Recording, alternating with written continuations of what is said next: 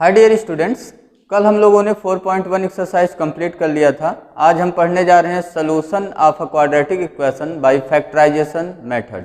ठीक है, तो हेडिंग डाल लीजिए। आज का हमारा टॉपिक है solution of a quadratic equation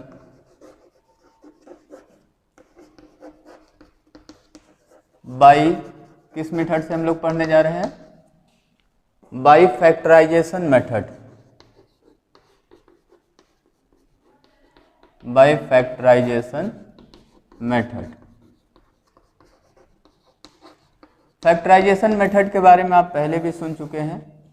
quadratic polynomial को हम लोग फैक्टराइज अच्छी तरीके से करना जानते हैं। वो आपको चैप्टर 2 पॉलिनोमियल में भी हमने पढ़ाया था कि कैसे हम किसी क्वाड्रेटिक पॉलिनोमियल को क्वाड्रेटिक पॉलिनोमियल को फैक्टराइज करते हैं। तो solution of a quadratic equation क्या होता है, इसके बारे में हम लोग पहले वाले ही लेक्चर में डिस्कस कर चुके हैं। एक बार फिर से उसको रिकॉल करिए। तो हमने आपको बताया था जो क्वाड्रेटिक इक्वेशन के रूट होते हैं, क्वाड्रेटिक इक्वेशन के जो रूट होते हैं उन्हीं को हम क्या बोलते हैं? Solution of quadratic equation. और जो रूट होते हैं क्वाड्रेटिक इक्वेशन के, ठीक है, अगर अल्फा रूट है क्वाड्रेटिक इक्वेशन का तो अल्फा जीरोज हो जाएगा क्वाड्रेटिक पॉलिनोमियल का। फिर से एक बार रिकॉल करिए चीज़ों को। तो अगर एग्जाम्पल के थ्रू पहले समझिए तो एक जैसे हमने क्वाड्रेटिक इक्वेशन लिया हुआ है x² - 2x + 1 = 0। अब अगर मैं कहूँ इसमें आप पुट करिए x = 1, इसमें क्या पुट करिए आप? x = 1। तो x = 1 पुट करने पे लेफ्ट हैंड साइड को अगर देखा जाए तो इसकी वैल्यू कितना हो जाएगा?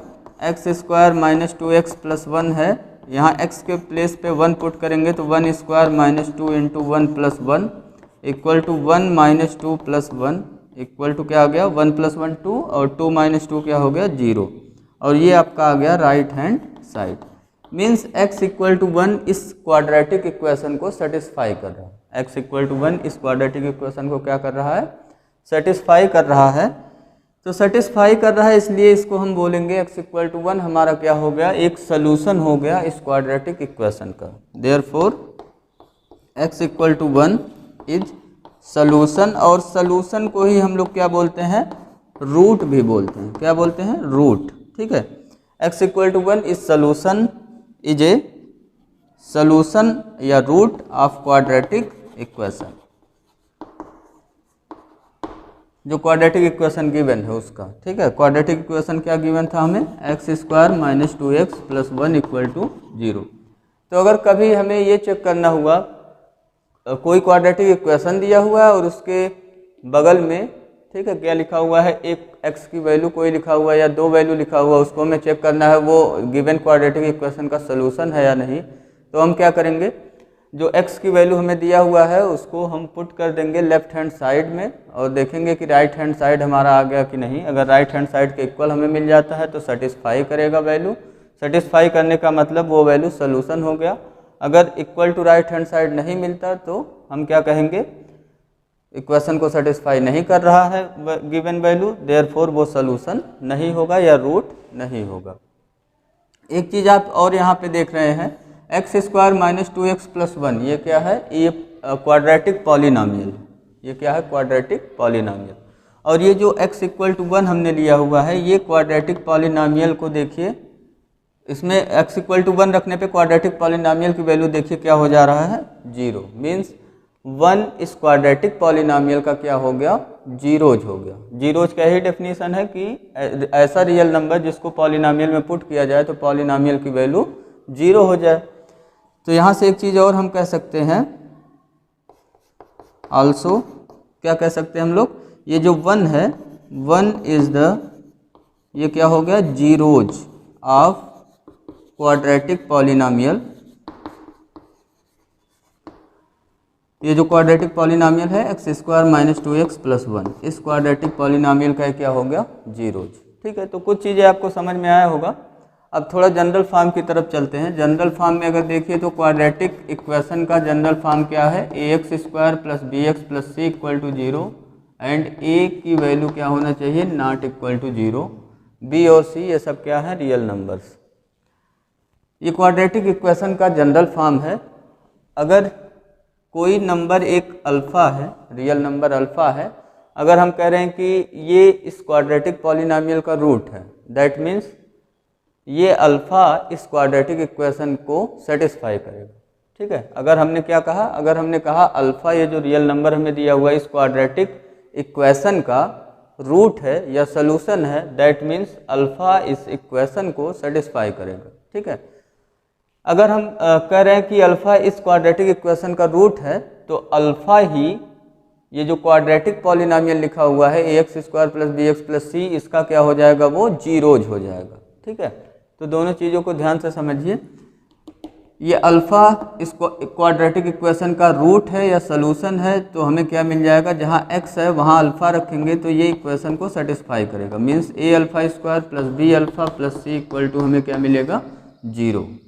ठीक, या इस अल्फ़ा को हम लोग क्या बोलेंगे, ये अल्फ़ा क्या हो गया, जो क्वाड्रेटिक पॉलिनॉमियल है हमारा ax square plus B X plus C, इस क्वाड्रेटिक पॉलिनॉमियल का क्या हो गया, जीरोज हो गया। ठीक है, अब आइए इसका डेफिनेशन लिख लीजिए फिर से एक बार, सोल्यूशन ऑफ क्वाड्रेटिक इक्वेशन का।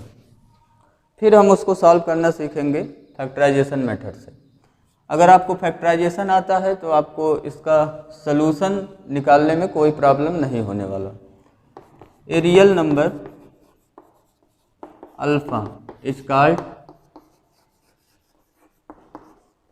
सोल्यूशन और root of quadratic polynomial of a quadratic equation, polynomial नहीं, of a quadratic equation ax square plus bx plus c equal to 0 where a not equal to 0, b c are ये क्या है, real number. तो alpha को हम क्या बोलेंगे, solution और roots of quadratic equation if and only if ये जो अल्फा है, ठीक है, ये इक्वेशन को सेटिस्फाई करे। मीन्स एक्स के प्लेस पे अल्फा रखिए तो A alpha square plus B alpha plus C equal to क्या आ जाए, 0। ठीक है, तो हम बोलेंगे कि ये अल्फा हमारा क्या हो गया, सोल्यूशन या root of this quadratic equation. Note that, एक चीज़ यहाँ से और नोट करिए, क्या चीज़, अल्फा अगर इसका सोल्यूशन है तो अल्फा ये जो क्वाड्रेटिक पॉलिनॉमियल है उसका क्या होगा, zeros. Note that if alpha is solution of ax square plus B X plus C equal to 0, ये हमारा नॉन जीरो यहाँ पे है, then alpha is zeros of, किसका जीरोज होगा, quadratic polynomial ax square plus B X plus C, इसका ये क्या हो जाएगा, क्वाड्रेटिक पॉलिनॉमियल का जीरोज हो जाएगा। ठीक है, तो ये चीज़ आप ध्यान रखना, सोल्यूशन बोलिए या तो आप क्या बोलिए, इसको रूट बोलिए, दोनों एक ही चीज़ें हैं। तो अल्फा इसका जीरोज हो जाएगा। क्लियर। एक चीज़ और आपको बताया गया है पॉलिनॉमियल वाले चैप्टर में कि क्वाड्रेटिक पॉलिनॉमियल के पास एट मोस्ट कितने जीरोज होते हैं, तो क्वाड्रेटिक पॉलिनॉमियल के पास एट मोस्ट 2 जीरोज होते हैं।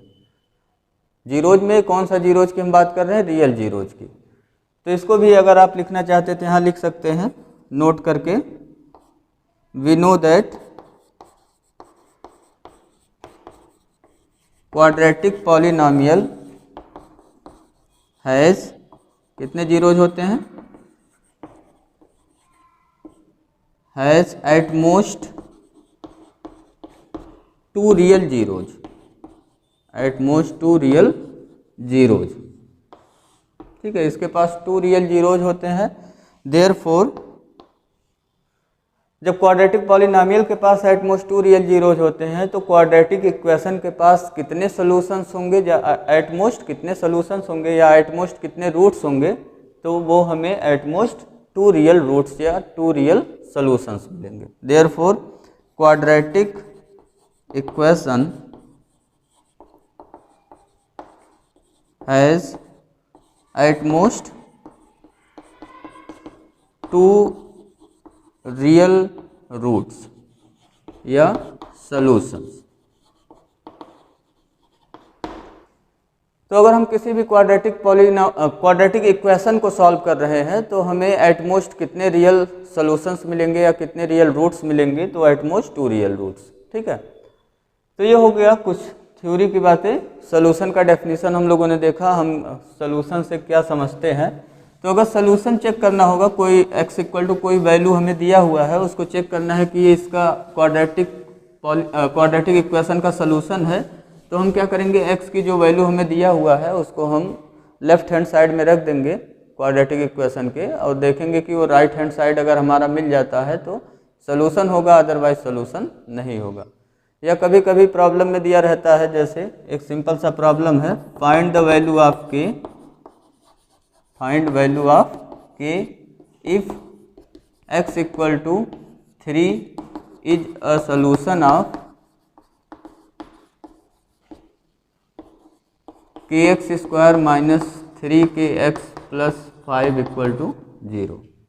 ठीक है, इस टाइप के भी प्रॉब्लम आपके एग्जाम में कभी कभी 1 मार्क्स में आ जाते हैं। k की वैल्यू आप बताइए, अगर ये आपको सॉल्यूशन दिया हुआ है उस क्वाड्रेटिक इक्वेशन का, तो हम लोग इस टाइप के प्रॉब्लम को सॉल्व करने के लिए क्या करते हैं, ये हमें k की वैल्यू निकालना है, ये सॉल्यूशन दिया हुआ है, तो सॉल्यूशन क्या करता है, अभी अभी हम लोगों ने समझा, सॉल्यूशन इक्वेशन को सेटिस्फाई करेगा। ठीक है, सॉल्यूशन क्या करेगा, इक्वेशन को सेटिस्फाई करेगा। यहाँ सॉल्यूशन दिया हुआ हमें x इक्वल टू 3 उस क्वाड्रेटिक इक्वेशन का सॉल्यूशन है, तो स्टार्टिंग यहीं से करेंगे हम लोग। सिंस हमें क्या गिवन है, x equal to 3 is a solution of kx square minus 3kx plus 5 equal to 0। Therefore ये इसको सेटिस्फाई करेगा, जहाँ पे x है वहाँ पे क्या पुट कर देंगे हम लोग, 3। तो ये हमें मिल गया k 3 square minus 3k into 3 plus 5, जहाँ x था वहाँ पे हमने क्या पुट कर दिया, 3। अब यहाँ 3 का स्क्वायर 9 हो गया, तो ये हो गया 9k माइनस 3 3 जा 9, 9k plus 5 equal to 0। 9k से 9k ये हो गया कैंसिल आउट, हमें क्या मिल गया, 5 इक्वल टू 0। और ये कैसा स्टेटमेंट मिल गया, विच इज फॉल्स। 5 कभी 0 के इक्वल नहीं होता, विच इज फॉल्स। तो बताइए k की क्या कोई वैल्यू हमें मिला, ये फॉल्स स्टेटमेंट आ गया, इसलिए हमें k की कोई भी वैल्यू नहीं मिलेगा। अगर ये ट्रू स्टेटमेंट बनता तो हमें ऑल रियल नंबर्स, कोई भी रियल नंबर्स हम ले सकते हैं k की वैल्यू के लिए, which is false statement. Therefore हमें क्या मिल गया, there does not exist any real value of k, therefore there is no real value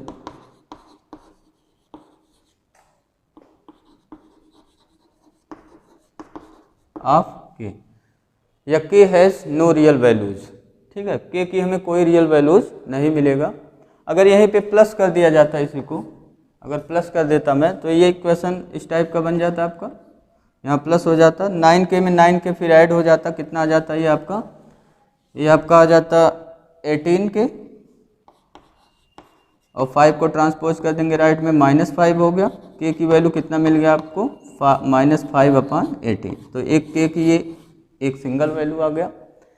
तो अगर फॉल्स स्टेटमेंट कभी आ जाता है तो k की हमें कोई वैल्यू नहीं मिलेगा। अगर ट्रू स्टेटमेंट मिलता तो ऑल रियल वैल्यू हमारा क्या हो जाता, आंसर। ठीक है, ऑल रियल वैल्यूज में 0 छोड़ देते, क्योंकि 0 के लिए हमने देखा, अगर kx स्क्वायर में 0 पुट कर देंगे, kx स्क्वायर में क्या पुट कर देंगे, 0, तो यहाँ 0 पुट हो जाएगा, तो ये x स्क्वायर का टर्म क्या हो जाएगा, 0, और यहाँ भी k की जगह 0 पुट हो जाएगा, तो x का टर्म भी 0 हो जाएगा, तो 5 इक्वल टू 0 आने लगेगा, जो कि फॉल्स स्टेटमेंट है। तो अगर ट्रू स्टेटमेंट यहाँ पे मिलता है हमें, तो k की हम नॉन जीरो रियल वैल्यूज लेंगे। ठीक है, क्या लेंगे, k की नॉन जीरो रियल वैल्यूज लेंगे। क्लियर होगा, क्या क्या बताया गया फिर से समझिए इस क्वेश्चन में। क्वेश्चन में बताया गया पहला चीज़, अगर फॉल्स स्टेटमेंट आ गया, जैसे हमने देखा 5 इक्वल टू 0 हमारा आ गया था, अगर फॉल्स स्टेटमेंट आया तो हम कहेंगे k की कोई भी रियल वैल्यूज हमें नहीं मिल रहा, no real values of k मिल रहा। ठीक है, और अगर ट्रू स्टेटमेंट आ जाता, कोई ट्रू स्टेटमेंट बनता जिसमें left hand side equal to right hand side हो जाता, तो हम कहते कि नॉन जीरो रियल वैल्यूज इसका क्या हो गया, आंसर। मीन्स के की वैल्यू क्या होगा, कोई भी non zero real values.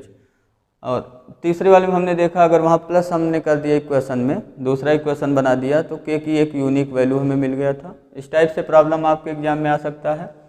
Factorisation method में हम लोग क्या यूज करेंगे, मिडिल टर्म स्प्लिटिंग मेथड ही यूज करने वाले हम लोग, middle term splitting method. Middle term splitting method से हम लोग सॉल्व करेंगे किसको, क्वाड्रेटिक इक्वेशन को। ठीक है, तो अब देखिए एग्जाम्पल के थ्रू इसको सॉल्व करने जा रहे हैं। हमारा वर्क क्या होगा, हमारा वर्क होगा जैसे हमें कोई क्वाड्रेटिक इक्वेशन दिया हुआ है ax² + bx + c = 0, तो ये जो लेफ्ट में हमें जो क्वाड्रेटिक पॉलिनोमियल मिल रहा है, इस क्वाड्रेटिक पॉलिनोमियल को हम फैक्टराइज कर लेंगे।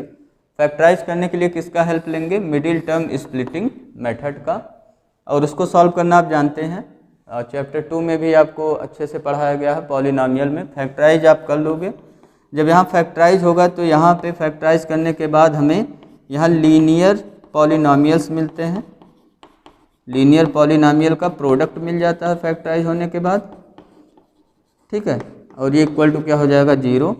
फिर उसके बाद हम लोग क्या करेंगे, ये जो लीनियर पॉलिनोमियल मिला है, एक एक लीनियर पॉलिनोमियल को 0 पुट कर देंगे, एक बार इसको r, दूसरे वाले को 0 पुट कर देंगे। फिर इसको सॉल्व करके हम लोग x की वैल्यू निकाल लेंगे या y की वैल्यू, जिस वेरिएबल में हमारा क्वाड्रेटिक इक्वेशन दिया हुआ है। यहाँ x वेरिएबल में हमारा क्वाड्रेटिक इक्वेशन दिया है तो हमें x की वैल्यू मिल जाएगा। ठीक है, और जो x की वैल्यू मिलेगा वही हमारा क्या हो जाएगा, सोल्यूशन,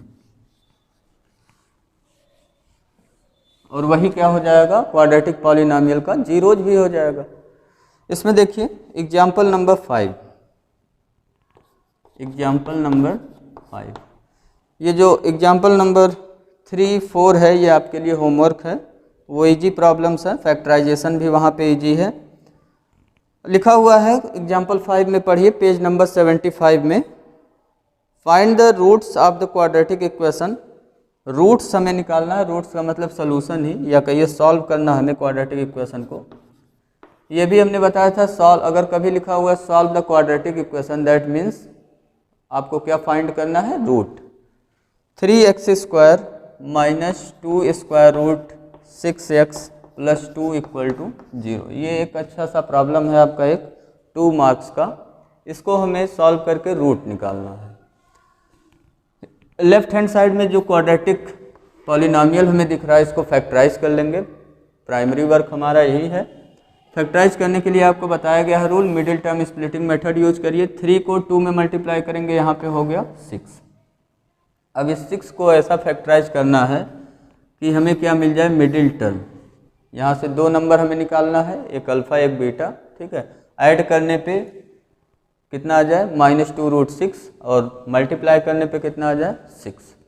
तो यहाँ देखिए, यहाँ √6 लिखा हुआ है, तो 6 को हम लोग क्या लिख सकते हैं, 6 को लिख सकते हैं √6 × √6। 6 को क्या लिख सकते हैं, √6 × √6, क्योंकि √6 में √6 से मल्टीप्लाई होगा, क्या हो जाएगा, 6। तो √6 लाना था, इसलिए इसका फैक्टराइजेशन हमने कैसे किया, √6 × √6 में। अब यहाँ देखिए -2 √6 लाना है, तो हम क्या करेंगे, एक ले लेंगे -√6 और दूसरे को भी क्या ले लेंगे, -√6। अब -√6 में -√6 ऐड करेंगे तो हमें कितना मिल जाएगा, ये -2 √6, और -√6 में -√6 से मल्टीप्लाई करेंगे तो हमें कितना मिल जाएगा, माइनस माइनस मल्टीप्लाई के प्लस हो जाएगा 6। ठीक है, तो यहाँ फैक्टराइजेशन आपका हो गया। लेफ्ट साइड में क्या मिला हमें, फैक्टर्स क्या क्या मिले, -√6 और -√6। ठीक है, -√6 में -√6 ऐड करेंगे, -2 √6 आ गया। यहाँ हो गया -√6x -√6x, middle term split हो गया। -√6x में -√6x ऐड करेंगे, -2 √6x हो गया, +2 = 0। ठीक है, ये हो गया फैक्टराइज। अब कॉमन वाला चीज़ देखिए, कॉमन कराने पे भी ध्यान दीजिएगा आप। यहाँ 3 लिखा हुआ है, x² का जो कोफिशिएंट है, यहाँ पे -√6 लिखा हुआ है। इन दोनों में हमें देखना है कुछ कॉमन है या नहीं। तो कई लोगों को यहाँ कुछ कॉमन नहीं दिख रहा होगा, लेकिन कुछ लोगों को यहाँ पे कॉमन दिख रहा होगा। कुछ कॉमन है यहाँ पे, देखिए क्या कॉमन है। कॉमन यहाँ 3 को, ये जो 3 लिखा हुआ है इसको हम लिख सकते हैं √3 इंटू √3। 3 को क्या लिख सकते हैं, √3 इंटू √3, ठीक है। और √6 को देखिए थोड़ा सा सिंप्लीफाई कर सकते हैं हम लोग, इसको लिख सकते हैं √2 इंटू √3। √2 में √3 से मल्टीप्लाई होगा, क्या आ जाएगा, √6। तो अब आपको कॉमन दिख गया होगा यहाँ पे। यहाँ 3 लिखने का मतलब √3 इंटू √3 लिखा हुआ है, या कहिए √3 का स्क्वायर लिखा हुआ है। और √6 में क्या है, √3 इंटू √2 है। तो यहाँ पे आपको कॉमन कितना दिखा, √3। ये तो नंबर में कॉमन हो गया, और वेरिएबल में भी कॉमन आपको दिख रहा है x कॉमन हो गया, ठीक है। तो √3x हमने यहाँ से कॉमन लिया, तो बताइए क्या बचेगा यहाँ पे। यहाँ 3 है, एक √3 बाहर हो गया, तो अभी कितना बचा हुआ है, √3। और वेरिएबल में x बाहर हो गया एक, तो एक x भी बचा हुआ है। तो हमारा क्या बचा है यहाँ पे, √3x माइनस यहाँ √6 है, तो √6 में √3 कॉमन हो चुका है, तो क्या बचा, √2। और x भी कॉमन हो गया, तो यहाँ √2 बचा, ठीक है। नेक्स्ट वाले में आइए, इसमें देखिए कुछ कॉमन है या नहीं। तो यहाँ पे कई लोगों को कॉमन नहीं दिख रहा होगा, लेकिन 2 को अगर थोड़ा सा और फैक्टराइज किया जाए स्क्वायर रूट के फॉर्म में, 2 को हम लिख सकते हैं √2 इंटू √2। तो यहाँ भी आपको कॉमन दिख गया होगा। √6 में देखिए √2 है आपके पास, है ना। तो यहाँ क्या कॉमन हो गया, √2 माइनस √2 हमने कॉमन ले ली। यहाँ x नहीं कॉमन होगा क्योंकि x एक ही प्लेस पे है। यहाँ √2 कॉमन हो गया माइनस √2, तो यहाँ √6 के प्लेस पे कितना बचा, √3। और ये x भी बचा हुआ है इंटू x प्लस है। यहाँ पे देखिए माइनस साइन कॉमन लिया गया, तो यहाँ पे क्या बचेगा, कौन सा साइन, माइनस से बाद में मल्टीप्लाई होगा प्लस हो जाएगा। और 2 से एक √2 बाहर हो गया, तो क्या बचा आपका, √2। और ये इक्वल टू क्या हो गया आपका, 0, ठीक है। तो इस चीज़ को बहुत ध्यान से करिएगा, कॉमन लेने वाला जो पोर्शन है।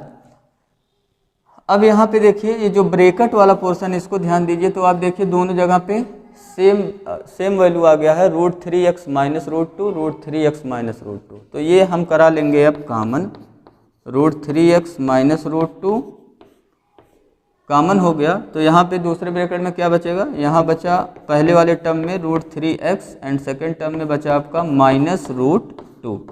ये इक्वल टू क्या हो गया, 0। अब अगर आप यहाँ तक की चीज़ों को ध्यान दीजिए, तो हमने केवल क्या किया है, अभी क्वाड्रेटिक जो पॉलिनॉमियल लेफ्ट साइड में दिया हुआ है उसको फैक्टराइज किया, ठीक है, मिडिल टर्म स्प्लिटिंग मेथड से। फैक्टराइज करने पे हमें 2 लीनियर पॉलिनॉमियल मिल गया, ठीक है, 2 लीनियर पॉलिनॉमियल मिल गया, और इसका क्या हुआ है यहाँ पे, प्रोडक्ट। तो अब क्या करेंगे हम लोग, ऐसा सिचुएशन आता है तो हमें पता है कि अगर रियल नंबर में या पॉलिनॉमियल में a into B equal to 0 है, तो हम क्या करते हैं, a इक्वल टू 0 पुट करते हैं और b इक्वल टू 0 पुट करते हैं। तो यही कॉन्सेप्ट आप यूज करिए यहाँ पे।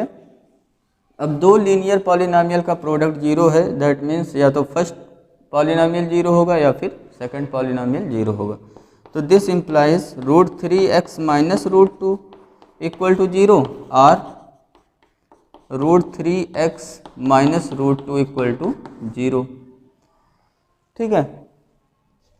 x की वैल्यू निकाल लो यहाँ से, आप मिल जाएगा आपको √3x इक्वल टू √2, और दूसरे वाले में क्या मिल गया, √3x इक्वल टू √2।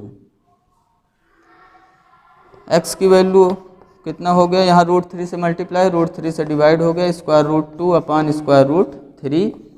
और सेकंड वाले से आपका क्या आ गया, x की वैल्यू √2 अपॉन √3।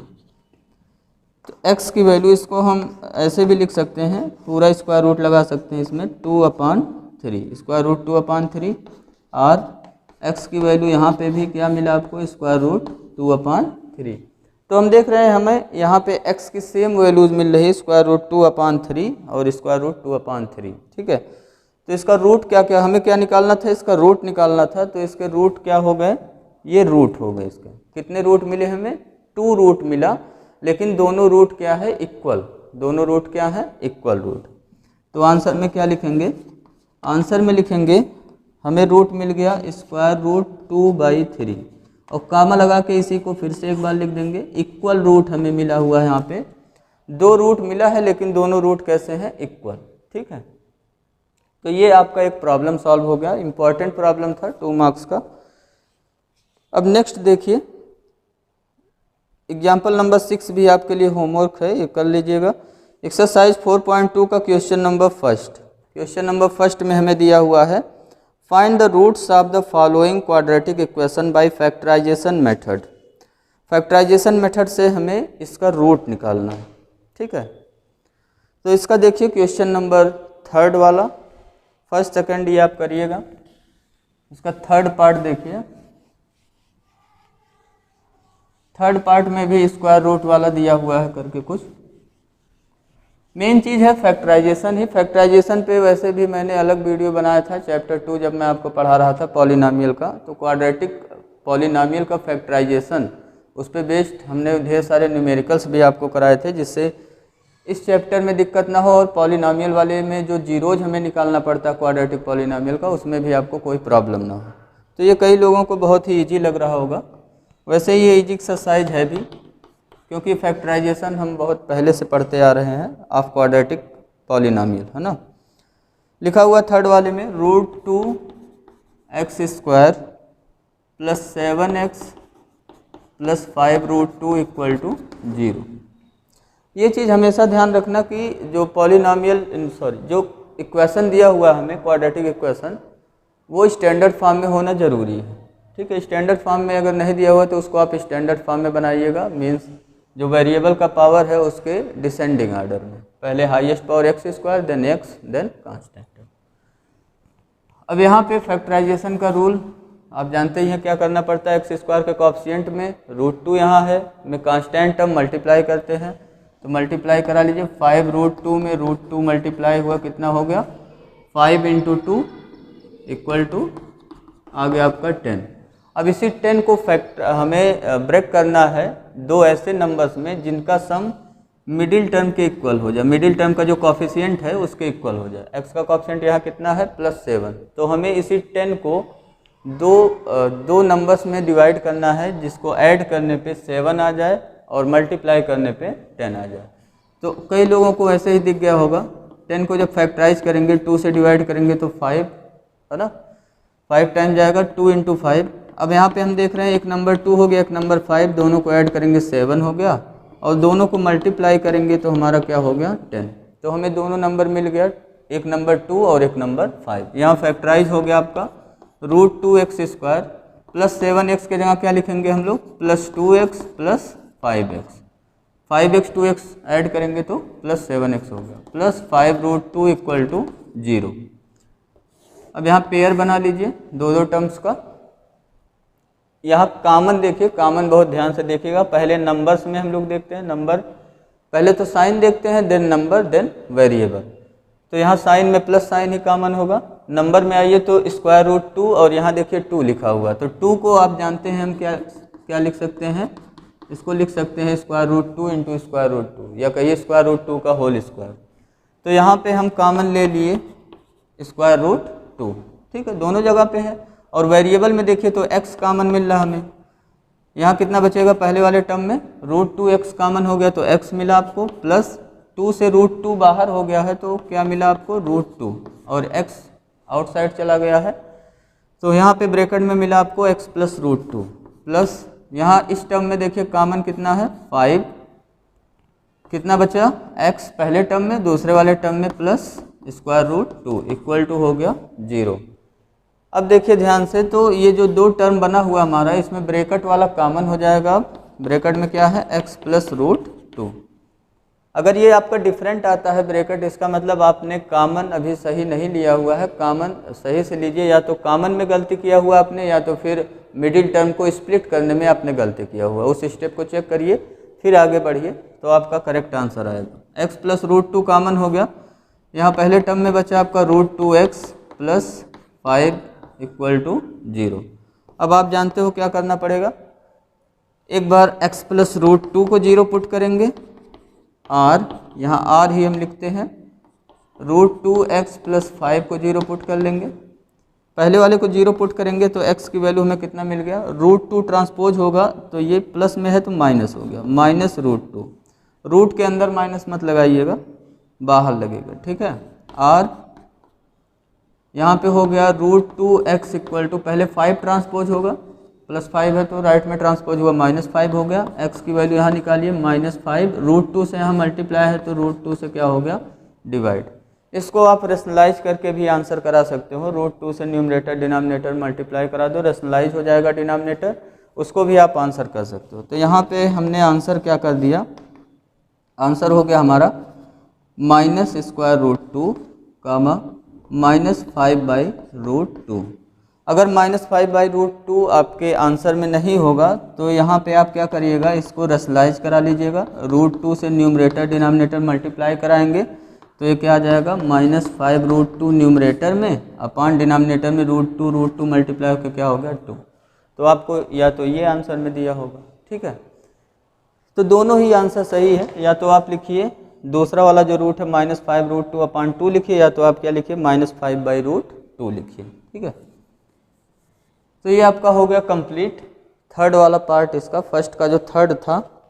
एक और देखिए इसका फोर्थ वाला पार्ट, फिर आपके लिए और जो क्वेश्चन नंबर 1 के बचे हुए पार्ट हैं वो सब होमवर्क रहेंगे।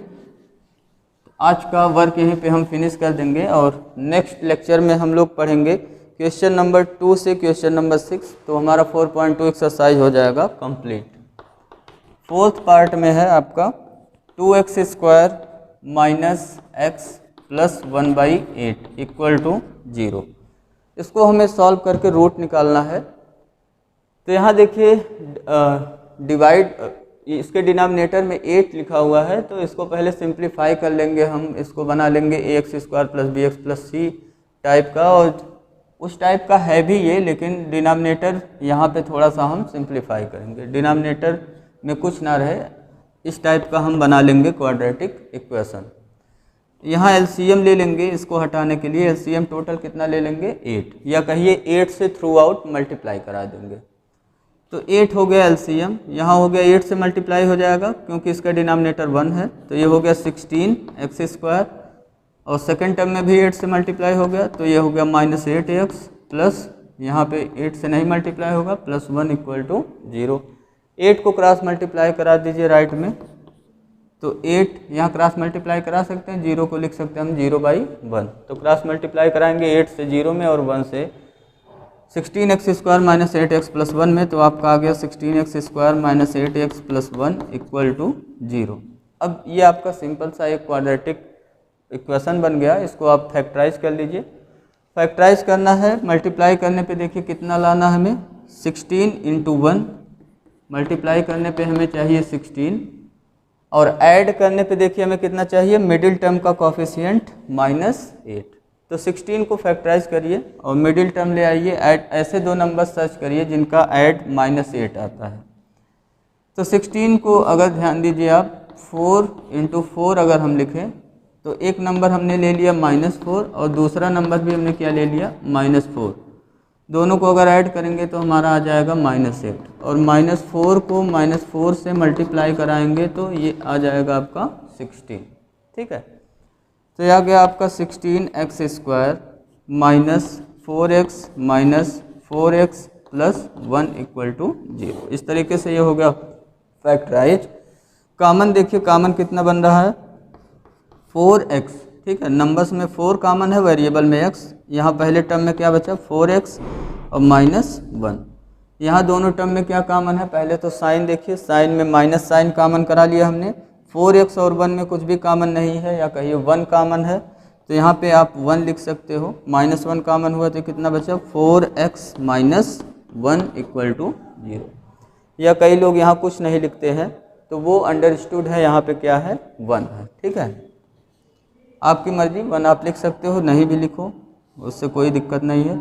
अब दोनों में क्या कॉमन है 4x - 1, 4x - 1 हो गया कॉमन, तो ब्रैकेट में कितना बचेगा, नेक्स्ट ब्रैकेट में 4x और यहाँ -1 = 0, ठीक है। वैसे भी कई लोग आप यहाँ पे देख सकते हैं कि ये 4x - 1 का होल स्क्वायर, ये किसका होल स्क्वायर है 4x - 1 का होल स्क्वायर। अब क्या करेंगे हम लोग 4x माइनस 1 को 0 पुट करेंगे और दूसरे ब्रैकेट में कितना है 4x माइनस 1 वही है इक्वल टू 0 पुट कर लेंगे। पहले वाले से 4x इक्वल टू 1 हो गया, दूसरे से भी वही हो गया 4x इक्वल टू 1। x की वैल्यू कितना मिल गया हमें 1/4, दूसरे से हमें x की वैल्यू कितना मिल गया 1/4। तो आंसर में क्या आ गया आपका, आंसर में यहाँ पे भी हमें क्या मिला इक्वल रूट्स। ठीक है, आंसर में लिखेंगे आप 1/4, इसी को एक बार और लिख देंगे गामा 1/4, ये हमारा हो गया रूट।